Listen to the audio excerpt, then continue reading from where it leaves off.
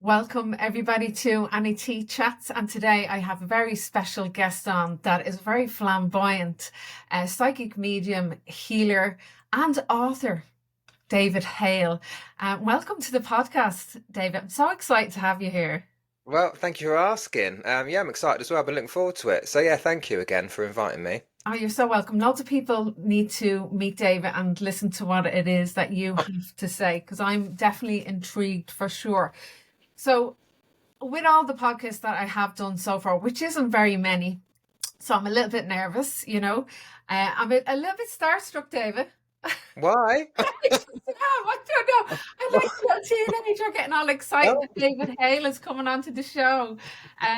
Okay, so I was, stalking your webpage this morning for some Oh, questions to ask you, and I was reading about you. And I'll always ask people about the origin of their story. And just to give people a little background story to yourself, but I did read that you were always told by psychics that you had this ability. And it yeah. wasn't until 2017 that you opened Mhm. yourself up to all of this. Can you tell us about it, please? Yeah, so I wasn't born into a spiritualist family or spiritual family, so it wasn't naturally around me. I was born into an Irish Catholic family. So on my mum's side, all that side of the family is Irish. So my grandparents, Irish Catholic from Dublin, and so dead people talking to spirits, that was never ever brought up, as you probably know yourself, and so it was never part of my life. And then at 13, um, my mum said to me, it was Christmas time, I remember, because they were going to midnight mass, and I did not want to go to midnight mass on Christmas Eve. I'm a teenager, I want to stay at home. And mum said to me, look, because she's not overly religious, right? It's just her parents were. And she said, look, you're old enough to go and discover what you want to believe in, what what resonates with you. And I thought, okay. And I never went to church, Catholic church ever again, and I still haven't. And so from that point, I found like TV shows like Most Haunted, and then I found the mediums of like Derek Acora, Colin Fry, Tony Stockwell. And I found all those mediums on TV when you had the cable channels, Living TV. You had the cable TV; it was a brand new thing back then, and Living TV showed all the paranormal shows and those kind of things. And so, for whatever reason, I was drawn to it, and it fascinated me. I never looked at it and went, "That's not real." I looked at it and went, look what they can do. So for some reason, even at that age, something in it I just felt connected to. And then when I got a little bit older, in my later teen years, I started going to psychic fairs and things like that. And I'd have readings, and every reading that I had, they were all psychic. It was never mediumship; it was always psychic to start with, because I hadn't lost anyone at that point. And they'd all say to me, "Oh, you've got an ability. You should work on it." And I was in the mindset of, how can I do it? Because I'm not special. I'm not like these mediums on TV. So I would just say, okay, thanks. Move on to the next one. Um, and that was it really. And then it wasn't until I got later on in life in 2017 where life had calmed down. I was a bit older, and I was on YouTube. And when you're on YouTube sometimes, you fall into that YouTube hole, don't you? Where 4 hours later, you're still sat there watching videos that have been suggested to you over and over, over again. And I came across Teresa Caputo, the Long Island medium, which I'd never come across before. And just watching it, something in my head went, right, now's your time. Now's your time to start doing this, doing for these people, what mediums are doing for others. So I thought, oh, okay. So I listened to it and then just started developing from there, really. That's in a nutshell, very quickly, what the journey was. So yeah, it's fascinating, isn't it? It's like those rabbit holes that you can find yourself in, but Mm. they're rabbit holes of inspiration, pockets of Yeah, inspiration, and you're just seeing what it does, and you feel something as well because yeah, you're watching something and it's real, and you feel that tug in your heart, and you're like, oh my God, that's so beautiful. You can find the grace in that. So let me ask you, when you were the teenager and they were saying to you the psychic at the fairs and stuff. yeah. They were saying that you had this ability. Did you know what they were talking about? Because I wouldn't have known. No, not really, because I when I first started watching these mediums on TV, and I've gone to theatres to see them in theatres as well, I sat there in awe of them really, and I thought they were born special. I didn't think that everyone could do it. I just thought that they had this gift. I don't call it a gift anymore, but that they had this gift that um, they could do it and other people couldn't. So not in a million years did I think that I could do it. And I think it's one of those things where it's not until you get older and you look back at different parts of your life where you go, oh, so that's what I was feeling because I was always looking at it. I was always very psychic and pick things up about people, and I could read people really well from what I've been told. But at the time, you don't think that. You just think I'm just me. So it didn't really register in my brain that I was doing anything particularly out there or That or everybody is, special. yeah, that everybody is just doing this, you know? Yeah, absolutely. And I Yeah. suppose if you went to a psychic and they would make you feel this way, that inferior, superior, energy. There's a lot of that out there.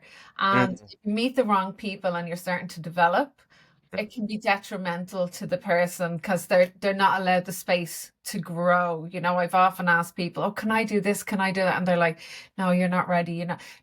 They kept me small all the time, and I was Yeah. like, "Oh my God!" So you just have to kind of break through the energy of that. So how old were you in 2017 when this In awakening? 2017, I was 34. Okay, so you were well into it. You had experienced loss by that stage. Yeah, and life. And I think when people say what's the best training, life is one of the best teachers Yeah, because you go through to certain peaks and troughs, ups and downs, you yeah, lose people, whether it be, to spirit, or whether it's be people in your life that you just don't resonate with anymore. So all those things and experiences that you have, I feel lend itself to the work we do. Because as mediums, we know that spirit utilize our life experience and our frame of reference is what I call it.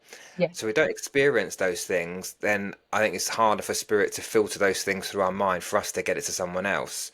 So if we've experienced life, I think that helps it. But I think it's just beneficial to our mediumship, really.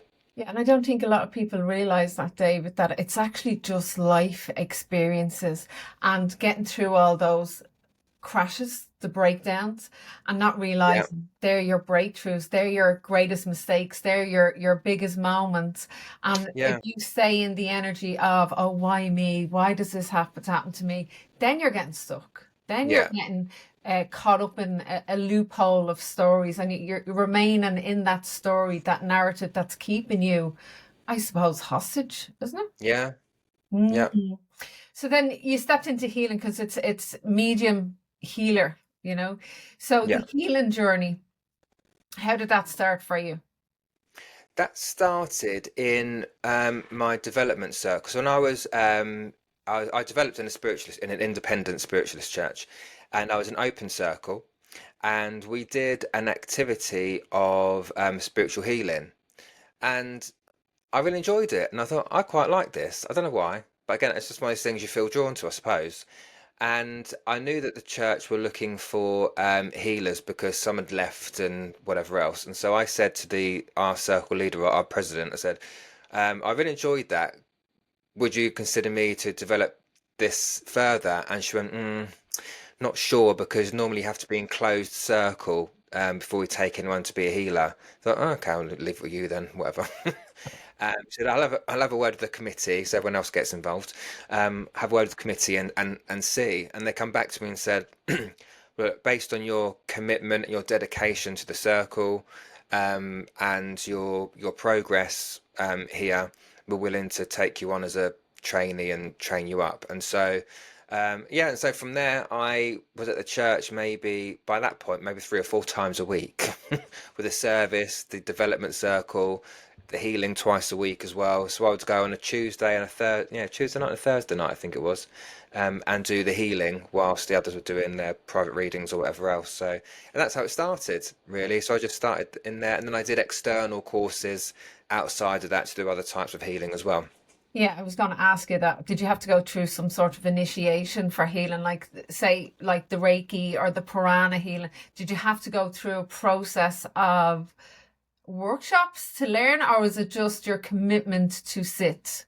Yeah, it was more the commitment to sit, but kind of working on the job and learning on the job is probably what I want to say. It's probably a better term to say it.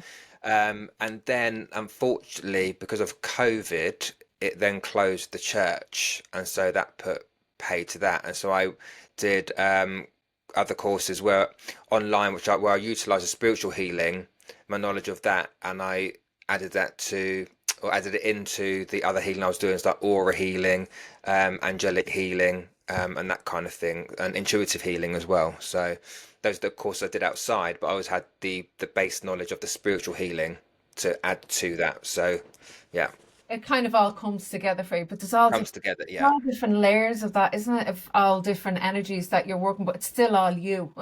But yeah, to yeah, try and understand you and how you are coming in to heal an aspect of, and it could take the angelic healing, it could take the intuitive healing, and just entwining that in your knowledge of understanding to move, I suppose, forward. So yeah. meditation, is meditation your thing, David? No. It Well, wasn't. um, it was Yeah. because when before I joined the development group, I was kind of doing my own research, and I was working with a lady online who was more of a psychic development rather than mediumship. So my development started as psychic, but it just naturally moved to mediumship. And because I was told that a meditation you needed to open your third eye and your chakras and all that stuff, I thought, well, I better learn it, right? So I meditated every single day for about 4 months without fail, right? Doing all the grounding and protection because I thought that's what I needed to open up to spirit. Um, and also, if I do something like that, I want to get it. I'm quite impatient like that. Like if I'm going to do something, I'm going to do it properly. So if I'm going to meditate, I want to be able to meditate where my mind does not drift off to my shopping list or whatever else I've got to be doing. Like, And so I try to try be disciplined and sit in it. yeah, And obviously, when you sit in a development circle, I don't know about anyone else, but generally, you always start off your development group with a meditation, yeah, and then you go into the activities afterwards. yeah, So I used to do it quite a lot, but as I've developed further, um, I only meditate really if I feel I need to because I need a bit of energy or my mind's a bit scrambled. So I use it for me yeah, and not for a connection, if that makes sense. yeah. It makes sense. But I don't do it enough, really. Whatever enough is, I don't know. It's different for everybody. But yeah, I certainly don't do it on a weekly basis, shall we say. Yeah, and I think personally that meditation is the healing. You know, Yeah, because when people are starting out and they go, I'm meditating to connect in my third eye, and I'm like, if that's what they have to do to yeah, believe in the commitment to sit, and I suppose commit to sit, it yeah, works for them. But it did, yeah. I meditated quite a lot. But I yeah. think it's just your mind just sabotages the whole lot. Anyway, you're just sitting there going, "Oh my God!" Like you can't. Yeah, yeah. And meditation really, for me, my personal opinion, is for self. Yeah, It's a passive act. yeah, And when you're going to do mediumship, you want an active energy, not a passive energy. yeah. And I always find when I go to a spiritualist church and work in a spiritualist church or a centre, they will always say to me, "Do you want the little side room at the end for a bit of quiet?" And sometimes I'll say, "Yeah, I'll go and sit in there 5 minutes." And a lot of times I'll say, "No, I'm not bothered," Yeah. because I know as soon as I sit down and try and close my eyes to meditate, they all jump in anyway. So I ain't got no peace, so I just I don't do totally it. agree. Yeah, they I get me get ready to start. So yeah, And also, I would feel that the meditation would increase your psychic awareness because you're just quieting down the mind. And then, of course, when you yeah, step into daily life, you're just that little bit more aware, and that kind of, for me anyway, it yeah. builds the psychic awareness. So, medium, David Mm. Hale. David, I've watched your work, and I love the energy that you bring. And, I say that you're flamboyant because you remember, if you've met David Hale, like you just, you do. In a good way. Yeah, yeah, absolutely. You remember you met him, you have the glitter on, I've actually do, Sparkle. yeah, a bit of sparkle. I was out shopping yesterday for a demonstration, and I actually thought about you going, should I get a little bit of sparkle? Because it just adds to it, doesn't it? It's kind of like, Oh, absolutely. yeah, you're kind of like, I think you need it, but I was out shopping for a bit of sparkle yesterday and I did think about you going, this is like, I feel like David Hale now getting the sparkles in. I'm in your head now, Anne. You're in my head now, yeah. So, first mediumship read, you know, tell us what that was like for you, or how did you break through from the healer into the medium? Or Well, which I think first? I think the mediumship is probably the focus and probably still is. Okay. I think I enjoyed the healing, but my passion was more for mediumship. Mm. I don't know, you just feel different about it. I really enjoyed that connection, and the healing for me was just an extra added bonus on top of that. Because obviously, either way you look at it, mediumship is still healing, whether it's you're verbally speaking or hands-on or whatever. So they kind of go together. And the first reading I did outside of my circle, I've got to say, I was so nervous. Yeah. So basically, what happened was, look, firstly, I'll start by saying that I enjoy my development circle, but I think there's a point you get to where you're reading for the same people each week, week in, week out, Mm. and whether people want to understand it or not, as mediums we don't remember what we say to people, but when you're with the same people week in, week out, you do start to retain things. And that for me wasn't, maybe just me, but it wasn't just testing my ability. And I was quite impatient, and I thought, no, I need to do something else to continue stretching my ability because I'm holding too much. And so I was working for an online travel company, Okay. and there's a guy in the office who I found out who is from Spain, from Madrid, and his mum's got. If I found that she's got a like a crystal shop where she sells crystals and cards and all metaphysical stuff. If you want to put that term on it, and he said to me, he said, "Practice on me." I was like, well, yeah. He said, "Just practice on me. I don't mind." I was like, "Okay." And I said to him, said to him, right, for the reading, I don't know what I'm doing, but bring a photograph of a loved one you want to connect to. And I don't know why I asked him that. I hadn't practiced that yet in spirit and development circle. So that's what I said to him. So we booked a room, a meeting room at work, and I said, right, we'll sit down and do it. Um, Now come back to the meditation. Yeah. Prior to that, I left him in a meeting room, right, and I went around the corner to another meeting room, and I sat there with my earphones on, with my binaural beats, trying to get my mind in it because I was so nervous. Yeah. And I thought, what am I doing? So I sat on the table. Don't sit in the chair. I sat on the table, listening to this music to get my mind in the zone. Then, as I looked at the wall, and it's a white wall, just they're plain white walls. As I looked at this wall, no word of a lie, I saw a cross just appear on the wall, and I'm thinking, am I that nervous that my eyesight's suddenly failing me? I thought, well, I'll hold on. That must mean something, but I don't know what it is, but I'll hold on to it. Anyway, went back into the room and sat down with him, and he showed me his photo. And I said, um, and I started feeling nervous because I felt someone coming in that was not the person in the picture. And I thought, oh my God, that Into me. What I'm lady? gonna pop this right up now in a minute, aren't I? And I said, I've got an older lady coming in. And I said, I felt like it's grandmother. And he said, yeah, my grandmother is there. And I said, can I say something really random to you? And he went, yeah. And I went, I was in that room, right? And me trying not to sound like a mad, like I've lost the plot altogether. Yeah. And I said, as I was looking at the wall, I saw a cross just appear on the wall, to which he gasped. And I thought, oh God, what have I said? And he went, that's my mother's name, my grandmother's name. What? She went, yeah, Maria Cruz. Cruz is Spanish for cross. Oh And I my was like, goodness. You okay. see?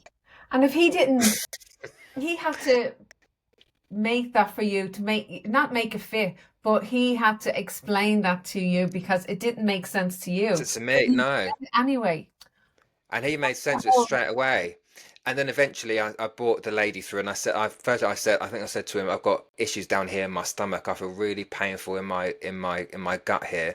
And he burst out crying, and I thought, oh God. And he went, yeah, no, that's my auntie who's in that picture. She died of ovarian cancer.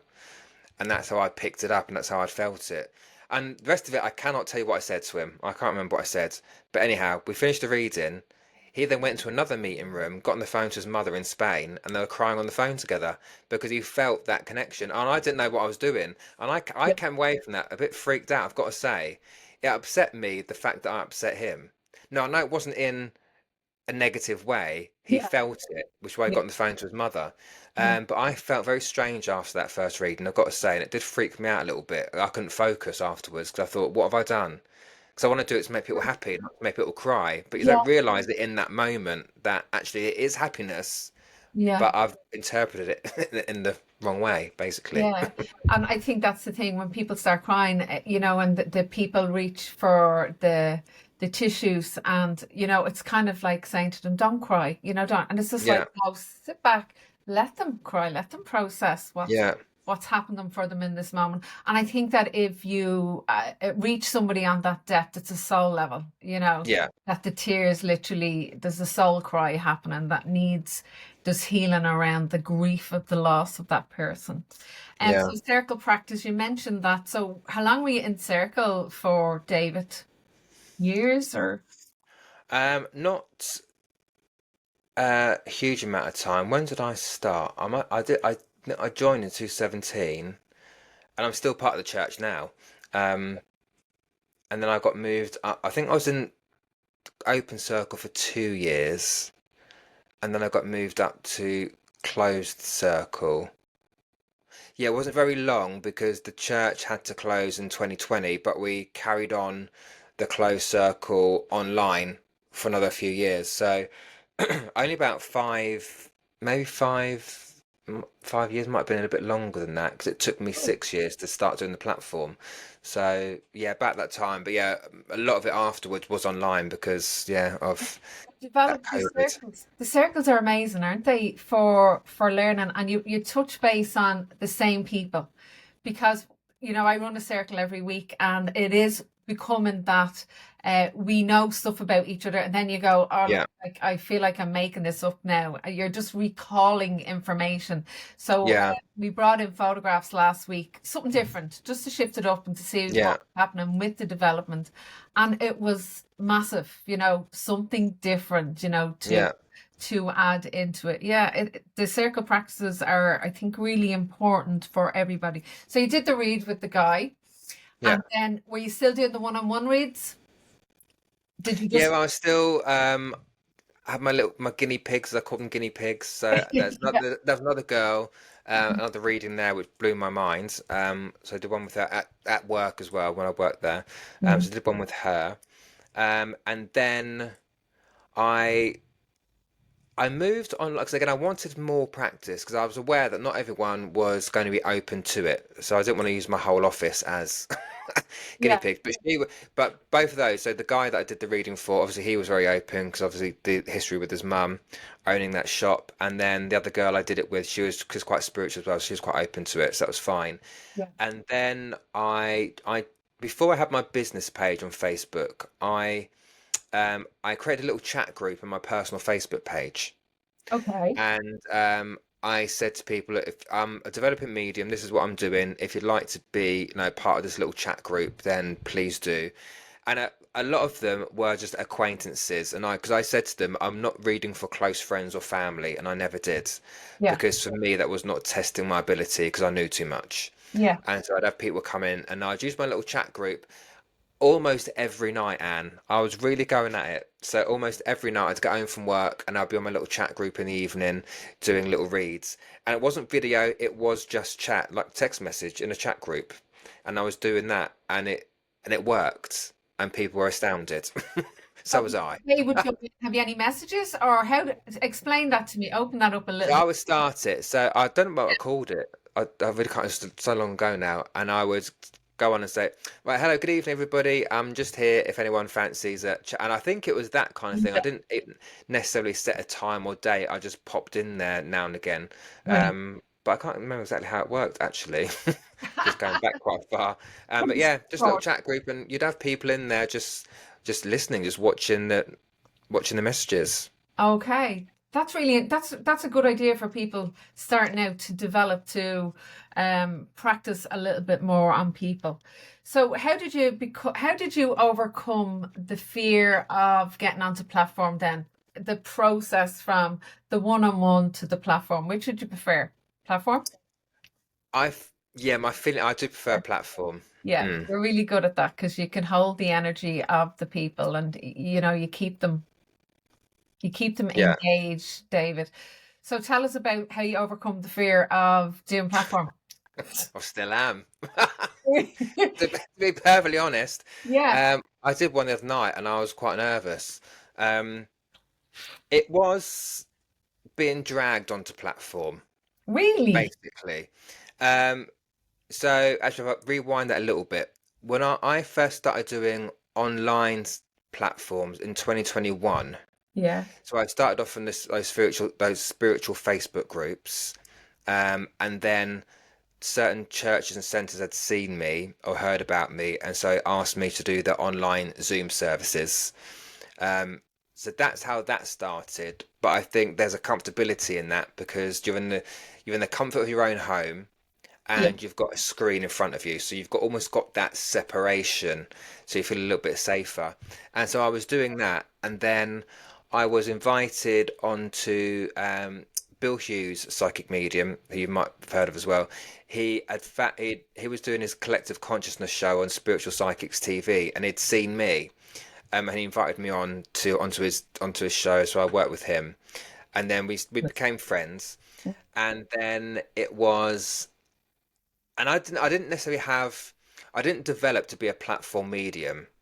I developed just to be a medium. So I didn't go into this thinking I'm going to be on stage one day, not at all.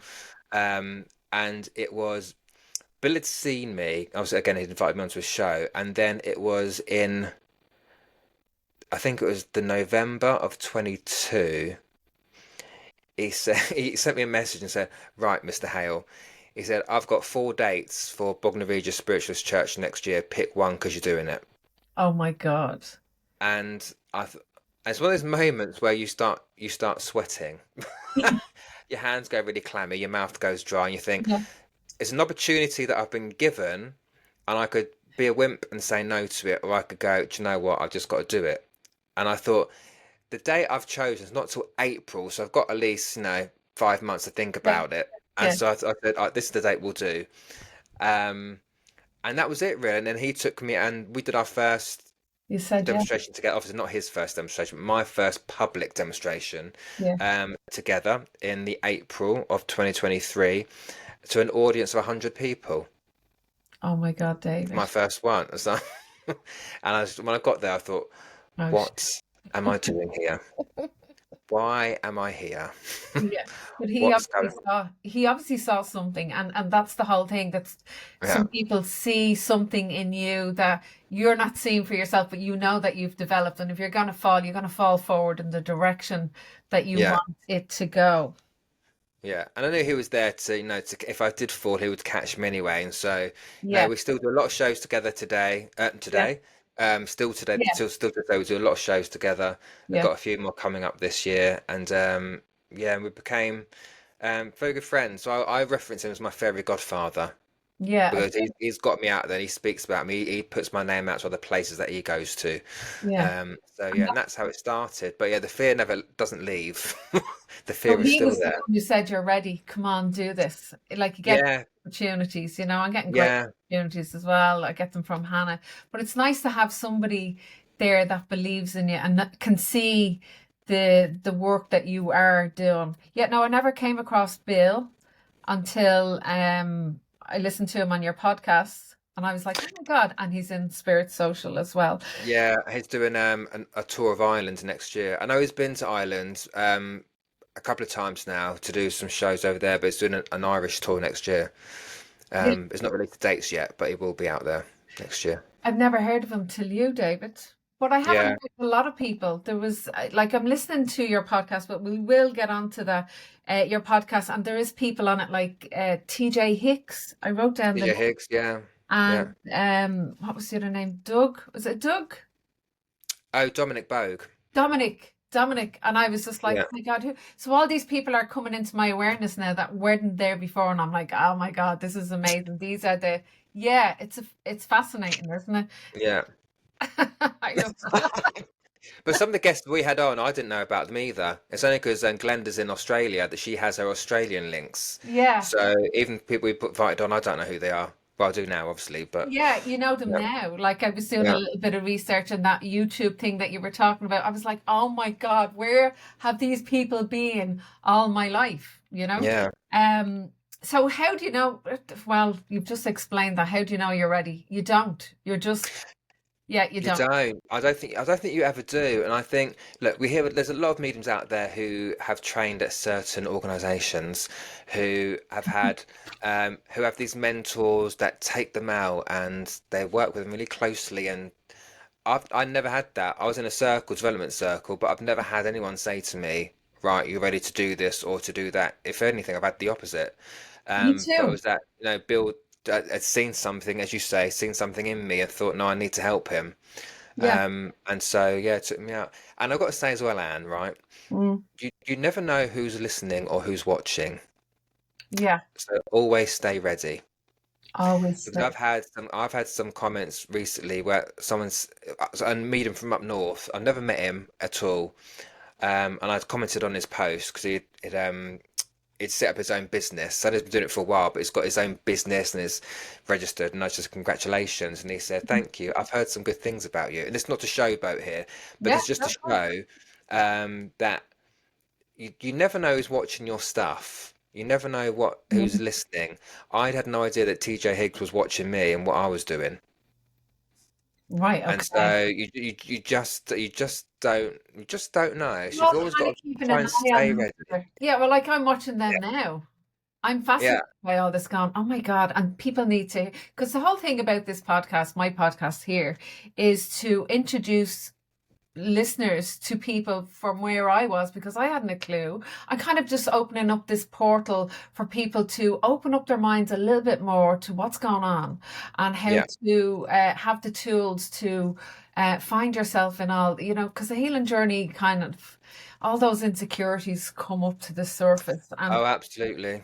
and we don't know what to do with them. We're at that Hmm. kind of pivotal moments, 360s, and going, what do I do now?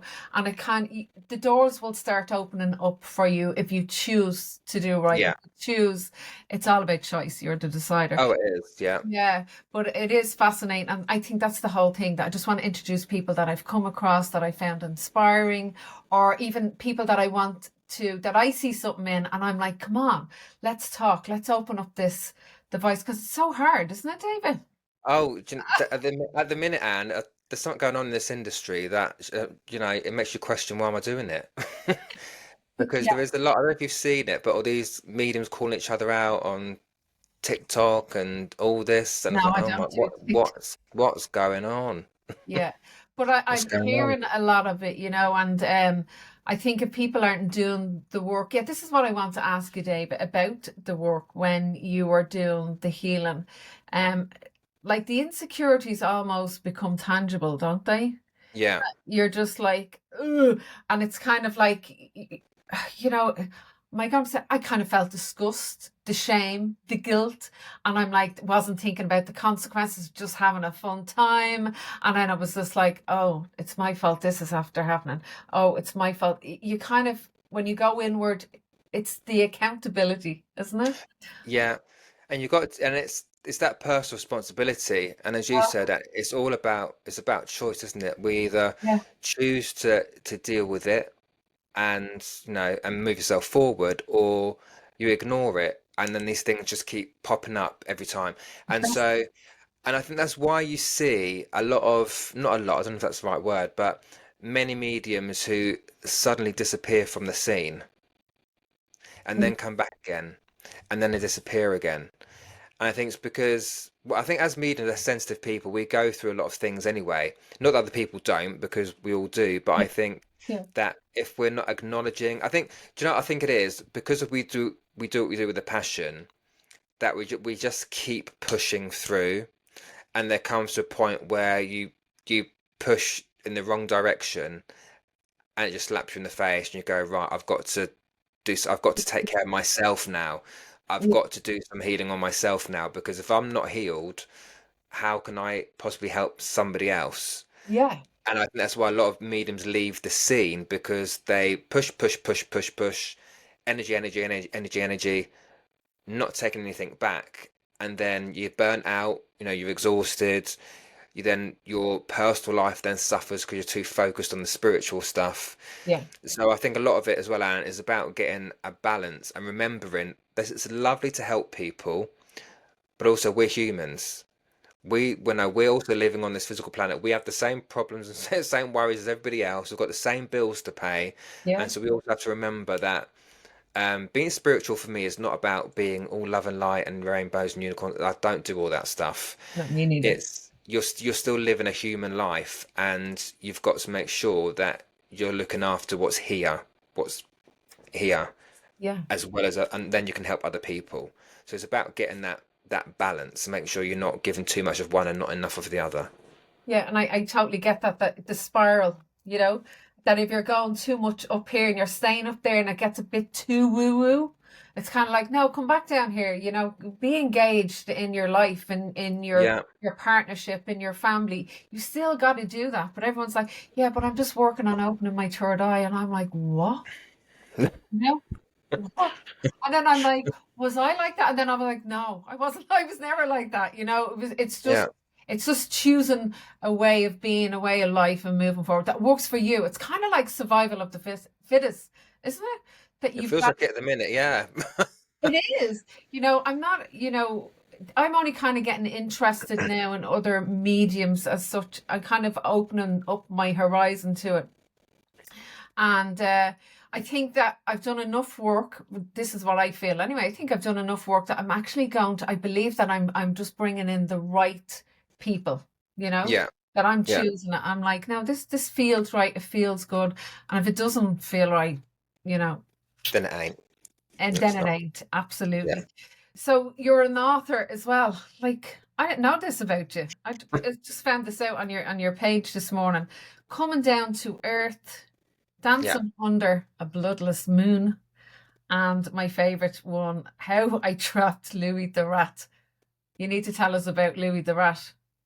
Louis the Rat? Yeah, Who's Louis the Rat? that's what it says on your it's a book. Is that not one of your books?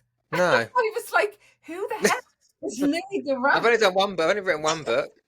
Well, okay, then there's another David Hale, I because think there is. I think there is. I had to go on to Amazon then, and then I was like, oh my God, he's got 3 books. So you have just the Coming Down to Earth. Just come down to earth. Yeah. I don't know about rats.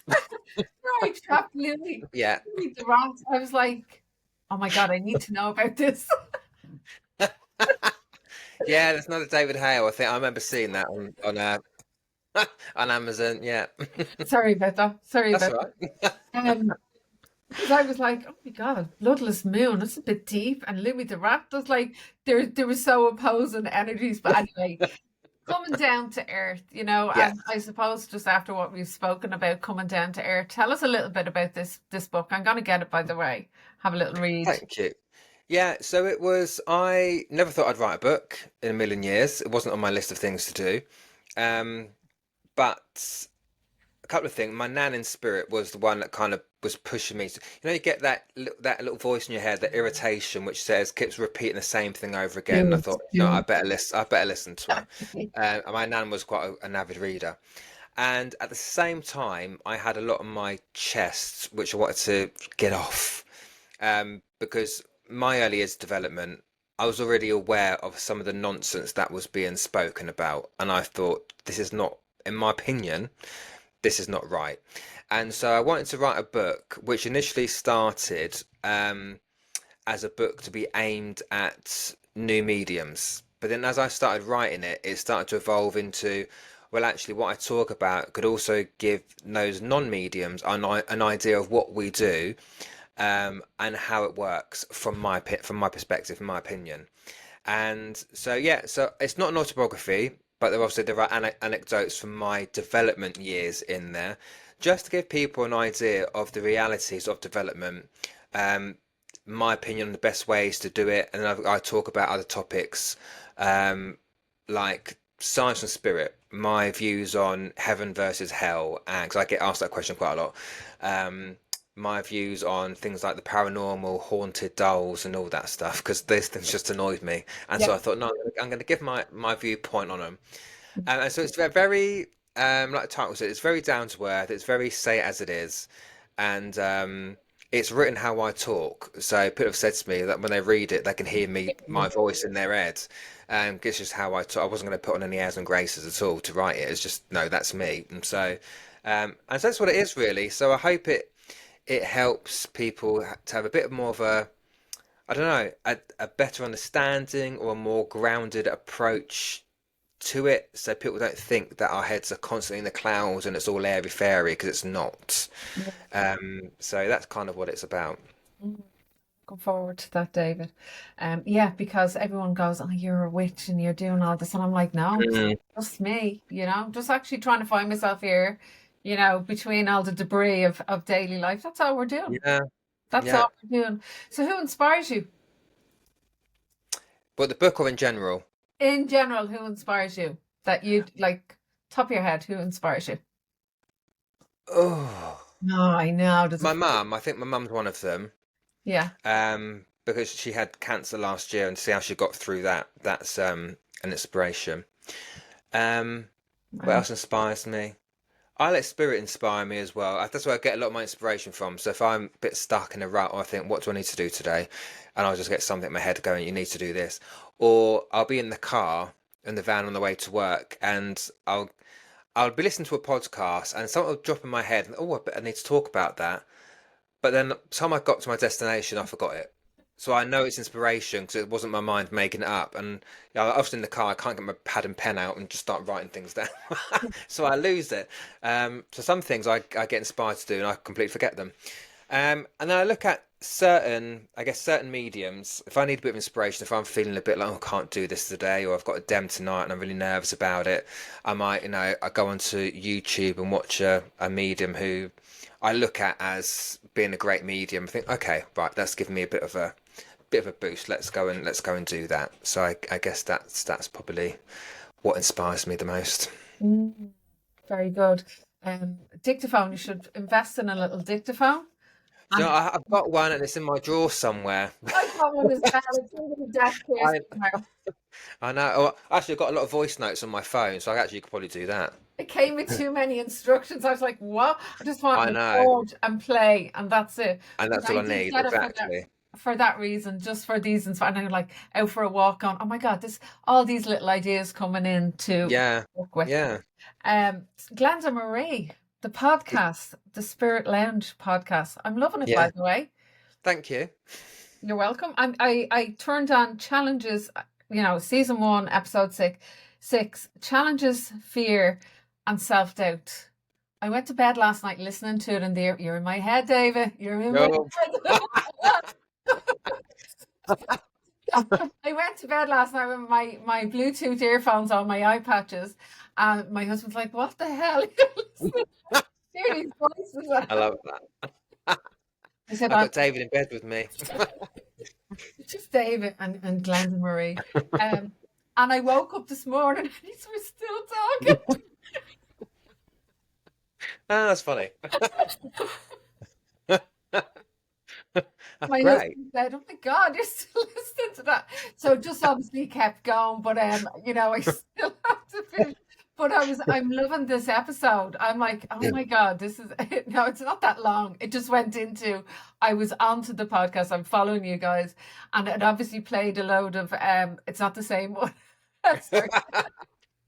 I can't remember what I said in that episode Uh, either. it, it's really good. There's a bit of vulnerability coming from the both of you, and I love the fact that Glenda, do you just call her Glenda? It's got Um, Glenda, yeah. and she says, today we're going to talk about this, David, and you're like, oh, okay. There's no planning, there's no ulterior motive. There's just two of you, two friends coming together from across the pond, reaching each other and joining in the middle, joining forces and talking about these things that, you know, as she says, get your goats. It's what's it? Okay. Yeah. What I've gets never heard this before. What Get your gets on your goat. goat? What gets What? on your goat? Yeah, Yeah, I'm gets loving on my that. goat. My Like, dad used to say that all the time. Gets on my goat. I'd never heard that until I listened to your podcast, and I was like, oh my God, get on my goat, wherever that has stemmed from. I don't know.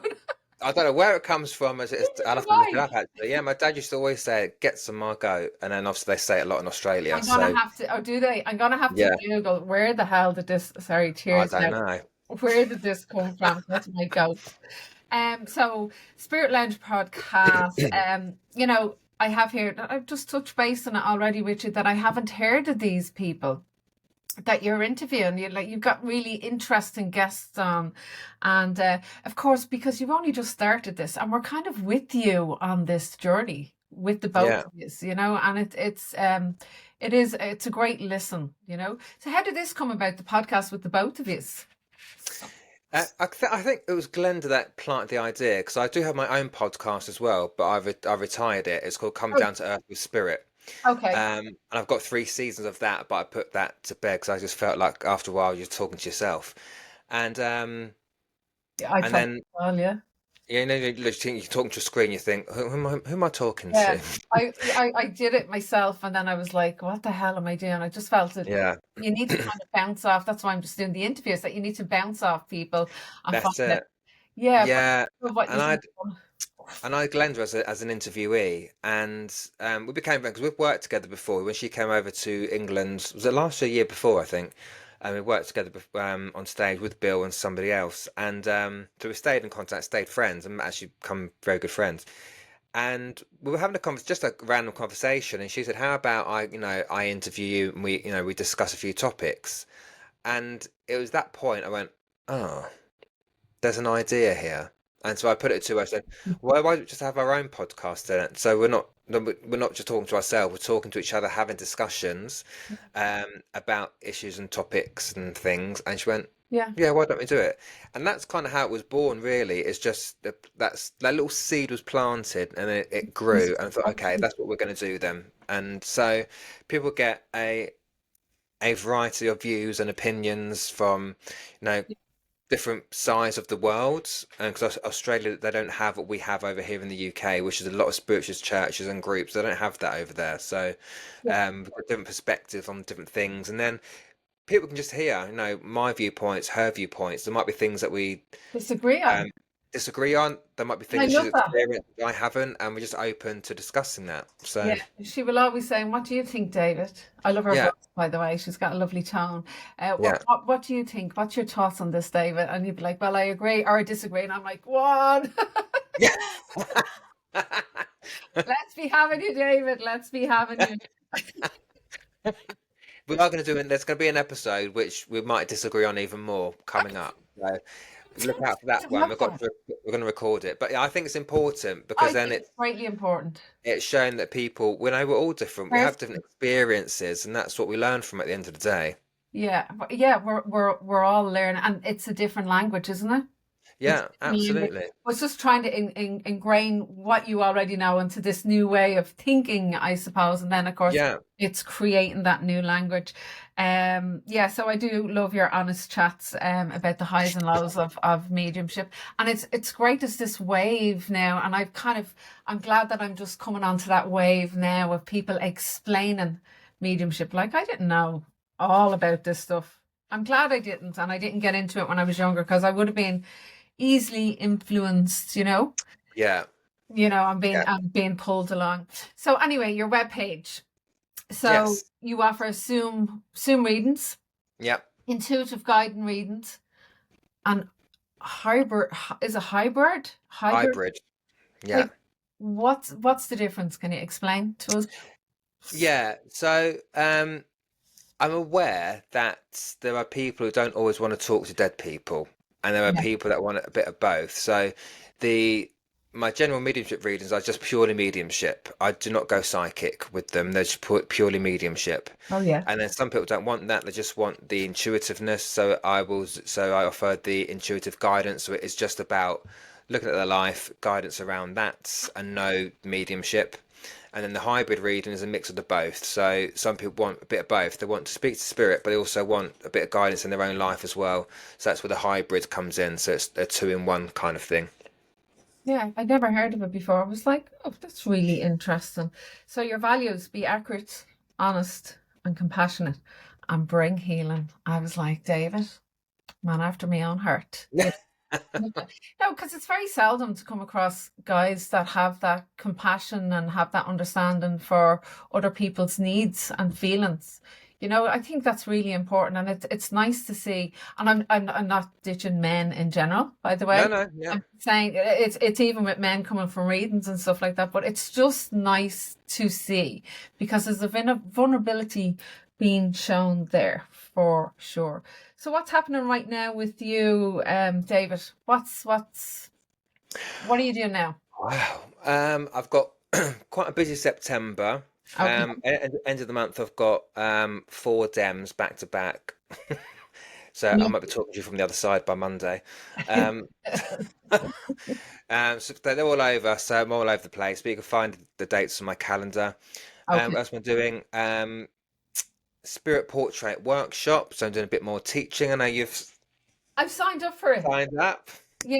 I did click it on Facebook saying I was interested in it, and I thought something was coming up with Spirit Social on the 5th, and then I went, oh, I'm free. Mark So me out on doing his that. motorbike, and I'd be like, yeah, I'm going to do this. And I have all my stuff. I have all my art, my pencils, my bits and pieces. Marvelous. I can't So wait. I'm right. really looking forward to that. Yeah. Looking forward Tell to us that. about that. Yeah, so people have been asking me for a long time to do something like that because my second job that I have, aside from this, 'cause obviously I don't do mediumship full time because Yeah. they don't pay the bills, to be very honest. Yeah. And so I do an art job where I go out and I teach acrylic painting um, in a fun environment. And I've been sketching, like I've got all my spirit guides on the wall behind me. It's a bit blurred out and I can't see it, but I've got them behind me. Yeah, and people have been saying to me, I mean, I did a Zoom dem a while ago, and the president was inviting me back. She said, well, next time you come, why don't you do your spirit art? And I thought, I don't do spirit art for other people. But somehow she'd found out about it. I don't know how, because I don't really advertise it on online or anything. Yeah. I just kept having the pull to do it, and so I thought, okay, I'm listening. So I've done spirit guide drawings for a couple of people. I don't tend to do it a lot, but something's pulling me to get back into the teaching again and to do the art. And so because I can just sit here and just draw faces. I don't know who they are, where they're coming from, but I just sit and I draw them. Yeah. So I thought, you know what, let's because people can ask me for it, so let's just put it out there and let's just do a workshop on it. Um, You see how so these people enjoy opportunities it. just keep coming. So we had Bill. I see you. Come on, you. This is what you're doing. You have Glenda saying, "Why don't we do this?" And then you have somebody else saying, you know, "Do you do spirit portraits?" Yeah, So yeah. how it So works. Spirits just literally. This is what's happening for everybody. It's pulling you out. So everybody sees it, David. but yeah, so I say people keep watching, and me and Bill are doing something for TJ next year, which will be released later. But TJ's invited us to do something with her next year, so that's Yeah. coming in March as well. So I say you never know who's watching you. So there's something about always kind of trying to be on your game and just Yeah. keep working on yourself and keep that development going because the moment you stop, I think that's where you stagnate yourself. And I think with this work we do, it's always that continuous development. I mean, my mediumship today is not the same as it was last year, Yeah. You're let alone five evolving. years ago. So Yeah. it's that constant evolvement of it, and not to sit on your laurels, I guess is a term I would use. It's continually keep yourself open to And this new actually, development opportunities and keep it going. yeah, after I listened to TJ Hicks, I actually reached out for a reading. That was really good. Oh, did you? Yeah, I did. Yeah, there you go. So any encouraging words for our listeners that are on their journey? Yes, I would say. Firstly, I'm quite big on this at the minute because of what's going on, but only do what's of value Mm. and only place your energy where it's going to be valued the most and what you're going to get back positively. So just be aware of who you surround yourself with, whether it be a situation or a person, and place your energy where it's going to be utilized the best and that adds value to your life. Excuse me, that's the first thing I would say because I think Yeah. people get too caught up in I've got to do this and I've got to do that and I've got to make that person happy. No, you don't. you've got to hold value in yourself first, Yeah, it's all and you, that's it. isn't Yeah, absolutely. it? And also for anyone that's on this journey is experiment. Be open to utilizing different teachers, because I think sometimes when you first start the journey, you can get caught up in I can only work with that teacher for whatever reason that might be. Yeah, But if you look at your school life, one teacher didn't teach you every single topic. They didn't teach you French and German and then maths and so on. You have a different teacher with different aspects of your journey. So if you are um, if you feel like you've become a little bit stuck with that one teacher, it's okay to say, do you know what? I need to change. I need to find something different. Um, that person to take me to the next level. That's okay. yeah, Never ever be in a space where you feel belittled or spoken down to or made to feel small. yeah, Be in a space that's conducive to to your journey. I was about to say healing. Let's come that again. To your learning, to your healing. Never be stuck in a space where you feel like you're trapped. Otherwise, you're not gonna grow and expand out of that. I see that happening with a lot of people, and I can Yeah. see it happening to people. And I'm sitting there going, "Well, I say something, and then I'm like, no, I need to do something for me. That's their journey. They need to do that for themselves." Yeah, wise Absolutely. words, Mr. David Yeah. Hale. Wise words.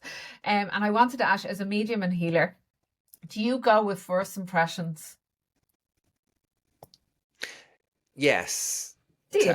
I do tend to, and I um sometimes I might be wrong, but that's all right. But yeah, I tend to. People always say to me that I read people very well, and I don't mean to do it. It's just no. You might look at some. Even as a teenager, I was the same. I'd look at someone and go, I don't really like them, but I'd voice it out to my friends, and I would always be told that I was judgmental and I was this and I was that. Yeah. But it Yeah. turns out in the end I was right, and so you pay attention to that. So look, I speak as I find. Yeah. If I listened to everything that someone else told me about a person or something, I would never. I wouldn't speak to anybody. I wouldn't. The amount of people that have warned me off certain churches and Oh centres. my If God, it's hard to believe that there's people doing that, isn't it? if I listened to that, I would never work in a church or a centre again, Oh, because it's like, oh, yeah. that one's doing this, that one's doing that, that one's working in the dark, that one's doing it, that person, like that. It's like, okay. So I Yeah. would say, look, that's your experience of them. That's not mine. Yeah. And so Yeah. I have to speak as I find, and if I go to that place and I find actually maybe you're right, then I might not work there again. But I try to give people a chance. But on Yeah. first impressions, if there's something not right there, then I trust that. Yeah. It's like somebody said to me there not so long ago, but Anne, you don't know them the way I do.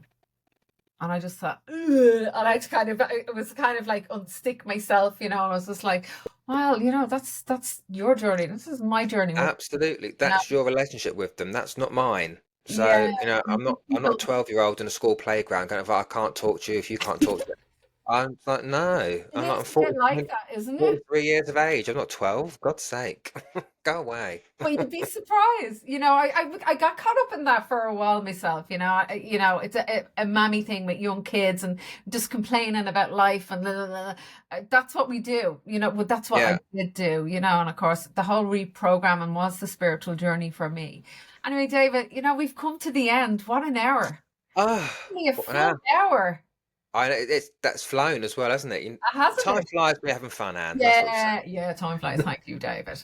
And I'm, the whole time my energy's been kind of up, or no, not kind of, has been up. I'm just delighted to speak to you and delighted it's over as well. Because I get so nervous. Oh, no, not at all. Yeah, I did it. It's great. It's great. So I'm gonna put in. I can't believe I'm even saying this. It's like I'm gonna put all the things on how to contact David in the show notes. But I am going to do that. I'm going to do a little write up about you, David. I think you're absolutely wonderful. I think what you're doing is wonderful. I see you. And more people need a David Hale in their life. Oh, thank you, Anne. Bless you. Thank you. And can I say as well, Anne, right? Yeah. I've listened to a couple of your podcasts. You are a great host. Oh, So thank you. you need to not doubt yourself, love. I know. Listen. Yeah, I'm looking Right? out. I You're know doing we it. all do it, But you know, you're a great host, so don't forget that. Oh, thanks so much, David. Anyway, thanks for your time today. Really, really appreciate it. Thank you, No, thank you David. for inviting me. It's been a pleasure. Thank you. You're welcome. Thank you, David.